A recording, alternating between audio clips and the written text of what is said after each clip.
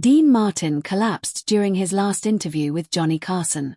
Not from the drinking everyone whispered about, not from exhaustion, but from something that shattered him from the inside out. A secret he had carried for 25 years.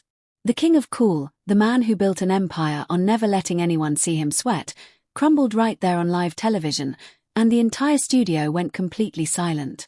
But here is what nobody expected. What broke Dean Martin that night had nothing to do with his failing health. Nothing to do with the grief that had been slowly killing him since his son Dino died in that plane crash. It was something Johnny Carson had done decades earlier. Something Johnny did not even remember doing. And that forgotten moment had saved Dean Martin's life. May 13, 1988. The Tonight Show studio was electric with tension before the cameras even started rolling. Dean Martin, 71 years old, a ghost of the legendary performer he once was, had demanded one final appearance. His managers begged him to cancel. His family pleaded with him to rest. But Dean Martin had never listened to anyone his entire life. And he was not about to start now because he had something to say. Something that had been burning inside him for over 2 decades. And he refused to leave this world without saying it. What nobody in that studio knew, not the producers, not the audience, not even Johnny himself, was that Dean had not come to tell old Hollywood stories. He had come to confess something he had never told another living soul. A secret about the darkest night of his life. And the young television host who pulled him back from the edge without ever knowing it. But why did Dean wait 25 years to reveal the truth? And what exactly did Johnny do that he could not remember? Stay with me because what happens next will change how you see every friendship in your life. If this story already has you hooked, hit that like button right now and tell me in the comments where in the world are you watching from tonight. Trust me, you are going to want to be part of this one. Behind the curtain at NBC Studios, something felt different that night. Marcus Webb had worked as a stagehand on The Tonight Show for 19 years. He had seen every major star in Hollywood walk through those doors, but he had never seen the crew this quiet before an interview. Makeup artists stood frozen at their stations. Camera operators kept glancing toward the hallway. Everyone could feel it. Something big was about to happen. Johnny Carson sat alone in his dressing room. Door locked, lights dimmed. His producer, Fred Dordover, had delivered the news an hour earlier. "Johnny, I need to prepare you. Dean is not the same man. He has not been the same since the accident. His family says he barely eats, barely sleeps. This might be the last time America ever sees him."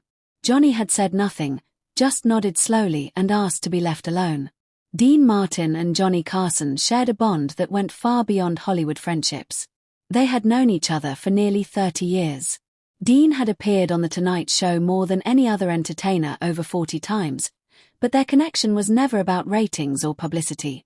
Dean once told a reporter something that stuck with Johnny forever. "Carson is the only guy in this whole fake town who never wanted anything from me. He just wanted me to be Dino. That is rarer than you think." But what the public never knew was that their friendship was built on a single night. A night in 1963 that changed everything. A night Johnny could barely remember. A night Dean could never forget. Now 25 years later, Dean Martin was dying. Not from cancer. Not from any disease doctors could name. He was dying from grief. His son Dino, his pride and joy, had been killed in a military training flight just 16 months earlier. And something inside Dean had shattered beyond repair. His daughter Gail had begged him not to do this interview. "Daddy, you can barely make it through the day. Why put yourself through this?" Dean had looked at her with hollow eyes and said something that made her blood run cold. "Because I never told Johnny what he did for me. And if I die without telling him, I will never forgive myself." What had Johnny done? What secret had Dean been protecting for a quarter century? The answer was walking toward that stage right now. When Dean Martin stepped onto that stage, America gasped. The swagger was gone. The easy confidence that had defined him for 4 decades had vanished. He walked slowly, carefully, like a man afraid the ground might collapse beneath him. His famous tuxedo hung loose on his frame. His eyes, once sparkling with mischief, looked empty. But then the band started playing Everybody Loves Somebody, and something flickered across Dean's face. Just for a moment, he straightened his shoulders, lifted his chin, and gave the audience that legendary wink. The crowd erupted, not with the usual excited applause. This was something deeper. This was love. This was goodbye. Johnny walked around his desk, something he almost never did, and wrapped Dean in a long embrace.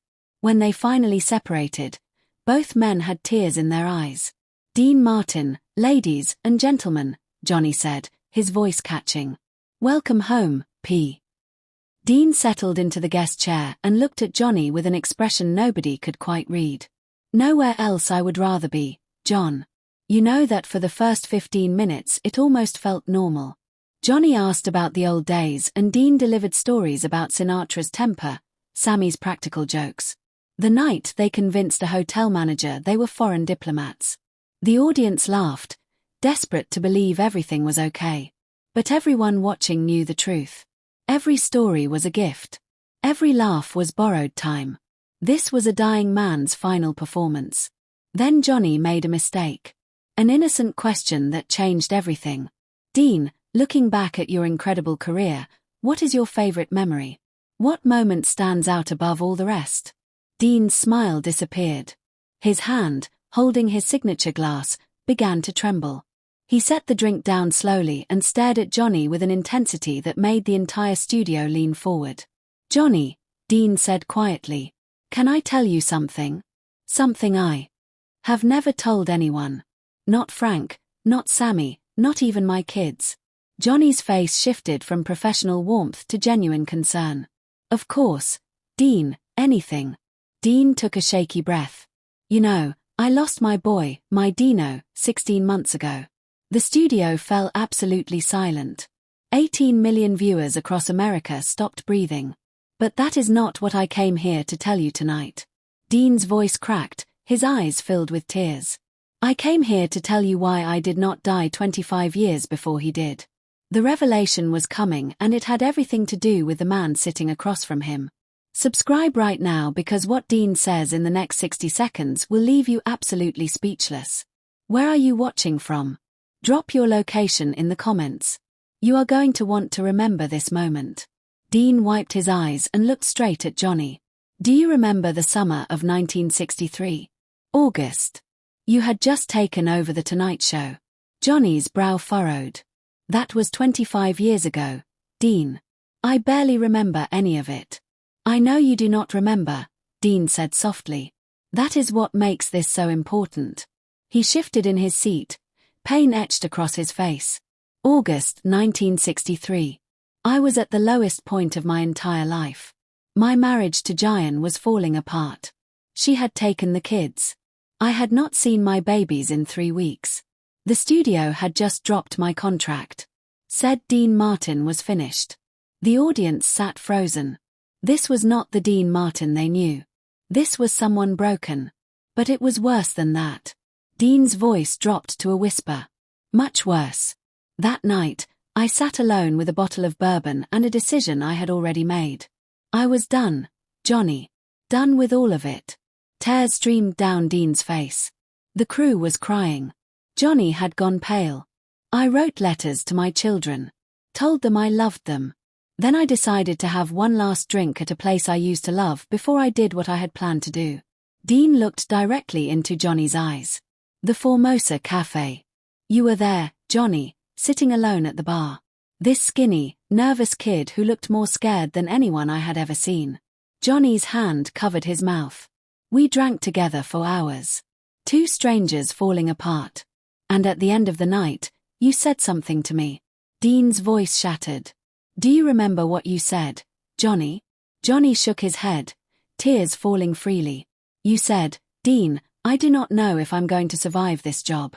But if Dean Martin can walk into a room and make everyone believe everything is fine when his whole world is collapsing, then maybe I can, too. You are the reason I think I might make it.'" Johnny collapsed forward, head in his hands, shoulders shaking. "You had no idea I was planning to end it that night. But you looked at me like I still mattered." Dean gripped Johnny's arm. "I tore up those letters. I fought for my kids.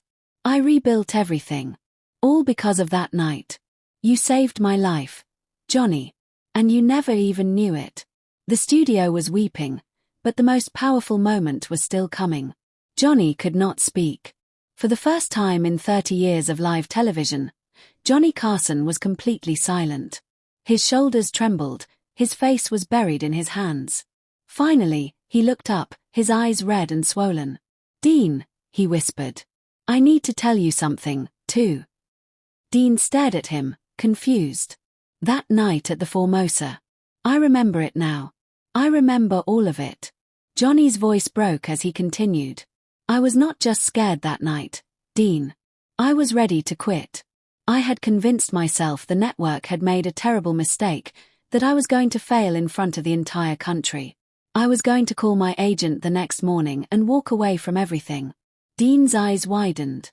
"But then I saw you walk in, Dean Martin, the coolest man in the world, and you sat down next to me, and you looked just as lost as I felt. And something clicked." Johnny gripped Dean's hands in his.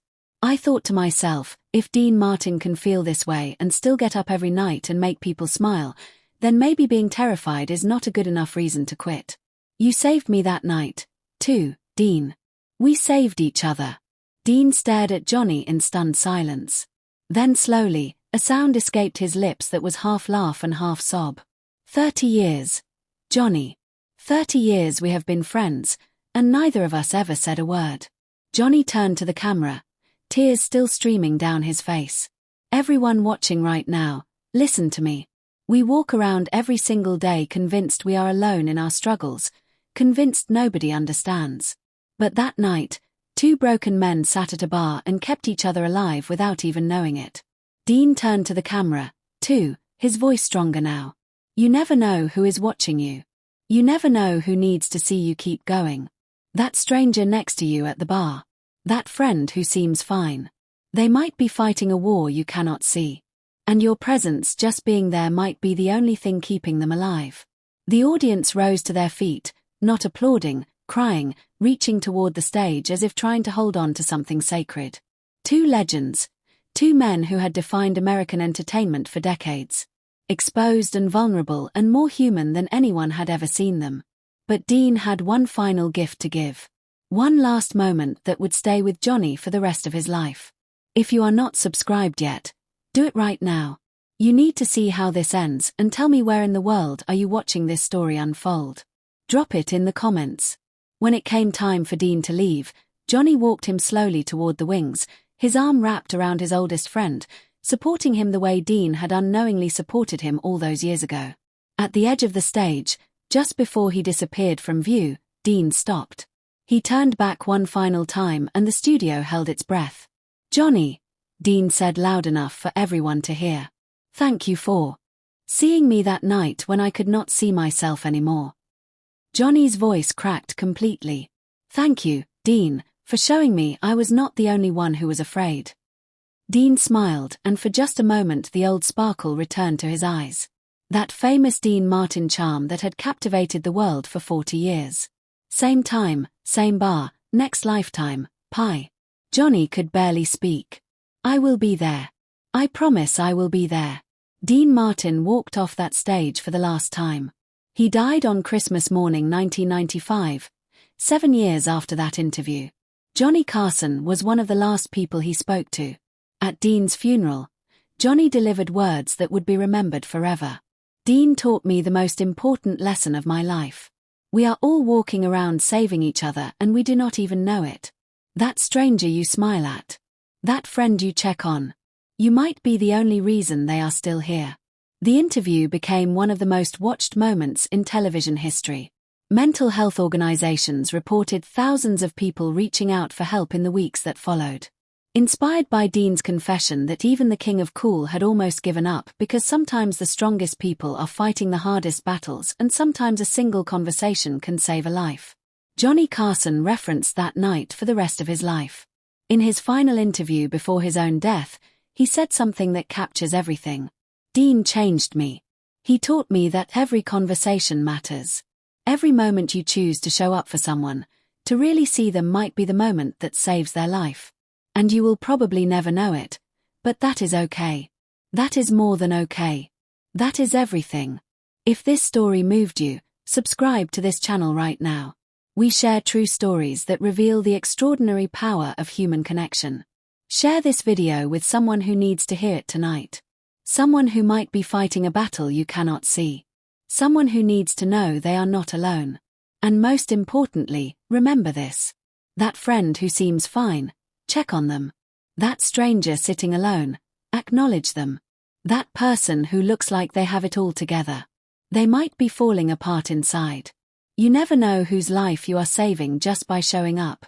Because somewhere right now, someone is watching you. Someone needs to see you keep going. Someone is holding on because you smiled at them, talked to them, simply sat beside them when they needed it most. Be that person. Do not wait for the perfect moment. Do not wait until it is too late. Call someone tonight. Tell them they matter. Sit with someone who seems lost because you might just save a life and you will never even know it. Now go do it today. Where are you watching from? Drop your country in the comments and share this story with someone who needs to hear it.